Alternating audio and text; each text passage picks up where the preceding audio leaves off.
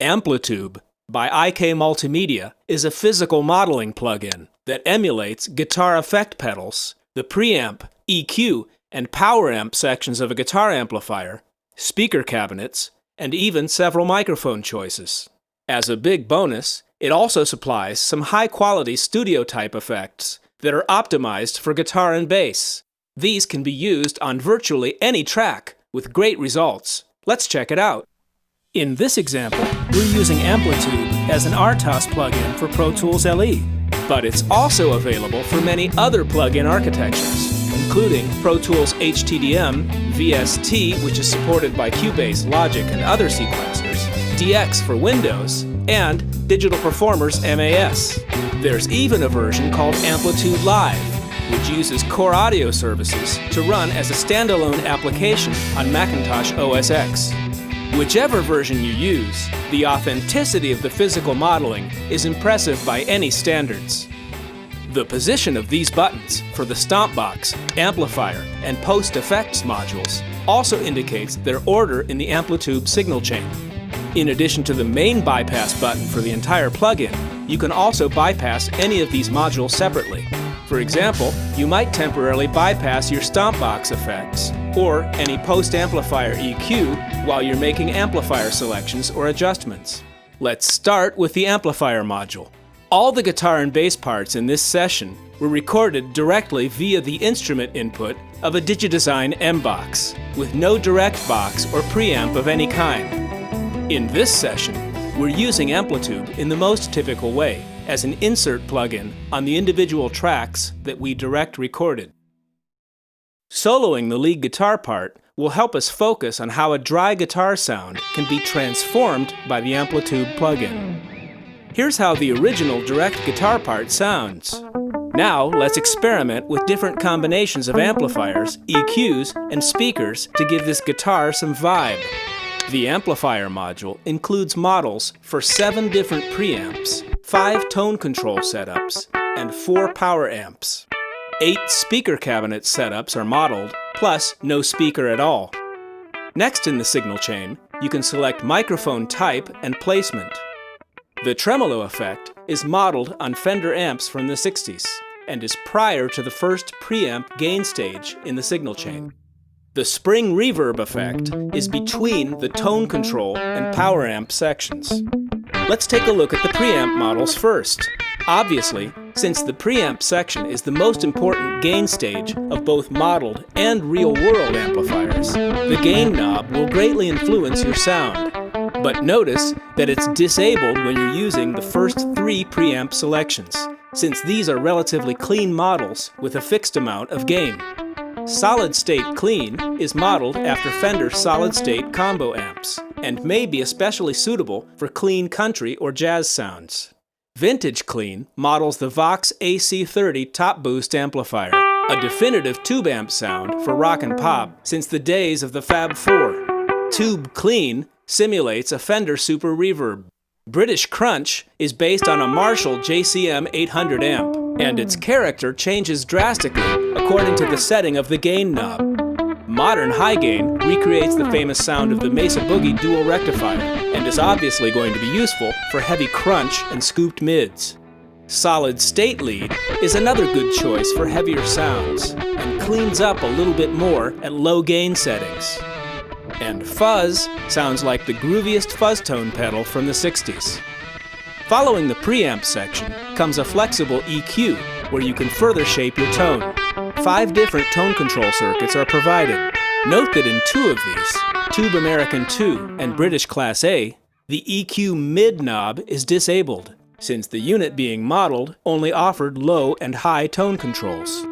If you turn on the amp match switch, the EQ model is automatically selected to match the preamp model that you're using, faithfully recreating the combination offered in the guitar amp being simulated.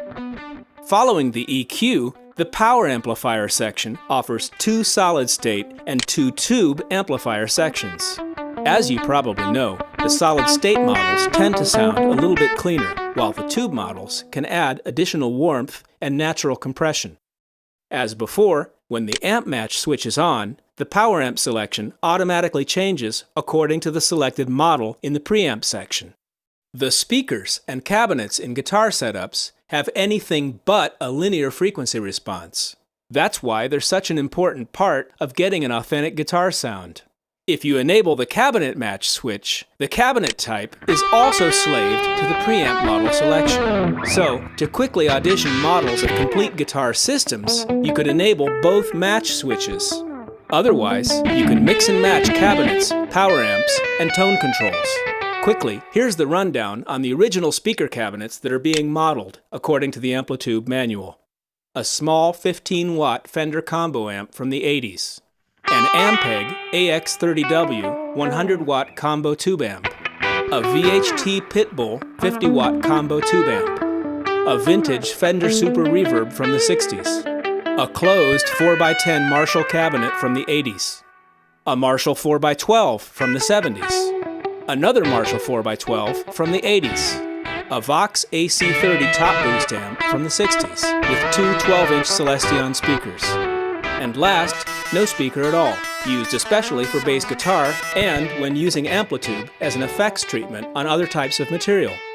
Following the speaker comes the microphone section, where you can choose between dynamic microphones and condenser types, whether the mic is on or off axis from the speaker cone, and whether it's positioned near or far from the speaker cabinet that's being simulated. You can think of the post-effects module as the equivalent of applying effects and EQ to your recorded guitar sound during mixdown. This section is pretty straightforward, with a 3-band parametric equalizer and a hall reverb. These are much cleaner and more flexible than the preamp tone controls and the spring reverb in the amplifier module. And, just like recording a guitar amplifier in the material world, you're likely to use some of each to get the sound that you want. The stereo delay is definitely worth exploring though. Unlike the stomp box delay that we'll look at in a moment, this is a clean digital delay. Mono is the only mode of this delay that incorporates filters to simulate the reduction of high frequencies with each repeat that's typical of analog delays. Stereo mode alternates left and right repeats. Multitap 1 alternates left, center, and then right repeats. And Multitap 2 is like stereo mode, but with a small difference between the left and right delay times. You can adjust the delay time between repeats, from 2 milliseconds up to 1 second. Feedback controls how much of the delay's output is regenerated back through the input, which produces multiple repeats. Level controls the wet-dry mix. All the way left is 100% dry, and right is 100% wet, with none of the original undelayed signal passing through. The very last thing in the entire AmpliTube signal chain is the output level knob. This is convenient for adjusting the relative levels of different presets. It also helps you avoid overloading this channel as the audio signal continues through your audio software. Okay, let's go back to the beginning of the signal chain and check out the stomp boxes. Their order from left to right also reflects their fixed positions in the signal chain. But prior to anything else in AmpliTube comes the noise gate at the input. The farther you turn this knob clockwise, the higher the input signal has to be before the circuit is opened. Start with a very low setting, and then, if background noise from the pickups or guitar handling is an audible problem, gradually increase the threshold until the noise is silenced between the played phrases. In normal wah mode, the cutoff frequency is fixed by the lower knob. In auto wah mode, this is the starting point for how the cutoff frequency is altered by the dynamics of your input signal. Check out how it sounds on our lead guitar track. Unlike the more transparent digital delay in the post-effects module, the sound of this stomp box delay is strictly analog. The bandwidth actually decreases with each delay repeat for a pleasingly authentic sound. And here's a mixing tip. Be sure to experiment with AmpliTube as a send effect too, using only this delay stomp box effect for smunchy dub-style echo repeats. As on all of the effects in AmpliTube, turning the level knob all the way left is 100% dry, and all the way right is 100% affected signal. Feedback affects the number of delay repeats, and the delay time can be adjusted between 2 milliseconds and 1 full second. we think you'll find that the analog chorus pedal simulation is pretty convincing. Rate is obviously the speed of the low-frequency oscillator that provides the modulation, while depth determines how much effect this LFO has on the chorus sweep. The flanger is also pretty familiar, with higher amounts of feedback providing that distinctive whoosh sound. The overdrive pedal provides a huge amount of control over how your raw guitar sound interacts with the preamp gain stage. It's also the last step in the signal chain of the stomp box module. And besides using loads of solid-state pedal distortion here, which sounds very nice indeed, be sure to experiment with lower distortion settings and a high output level to drive the preamp's input stage. And here's a good tip to remember. Even with a fairly speedy computer, if you're using multiple instances of AmpliTube on many different tracks, you may eventually get to a point where your computer simply can't keep up with the DSP demands of this and other real-time plugins that your project requires. At that point, you may consider printing the track to disk with the effect already incorporated to free up your system DSP resources for other tasks. This can be done by bouncing the track to disk and re-importing, routing the AmpliTube track's output to another audio track and re-recording to disk, using the Audio Suite menu in Pro Tools, the Audio Plugins menu in Cubase SX, and so on. But the need for this is all relative to the speed of your system.